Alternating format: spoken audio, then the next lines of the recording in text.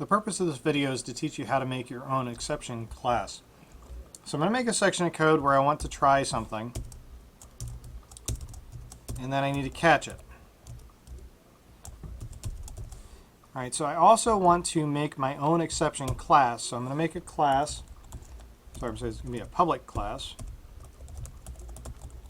and I'm going to call it my new exception. Okay, now this is a member or a derived class of our exception class. Alright, so inside of here I have to create a default constructor, so it's going to be public my new exception, and it public my new exception.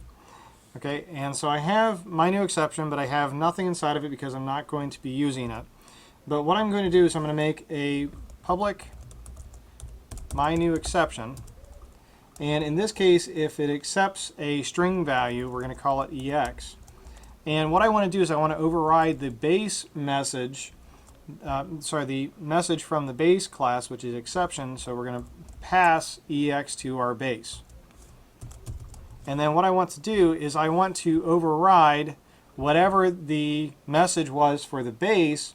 I want to override with something like this. I'm going to say console dot write line, you got an error. Okay, so then what I want to do up here is we're going to catch this exception, and I'm not really going to do anything with it here, but I'm going to go ahead and just declare exception as EX.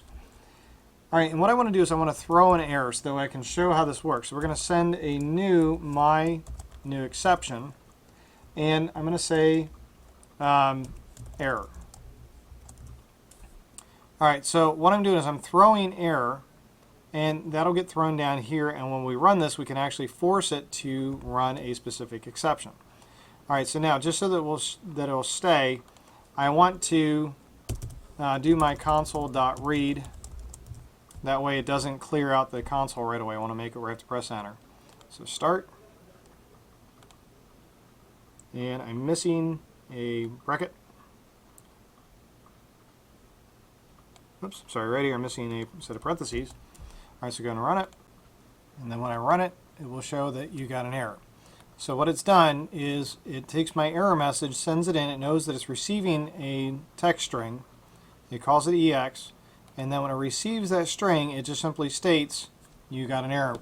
So the whole idea here is that we are simply passing one argument. It knows we're passing one argument, and that way we'll end up in this section of code.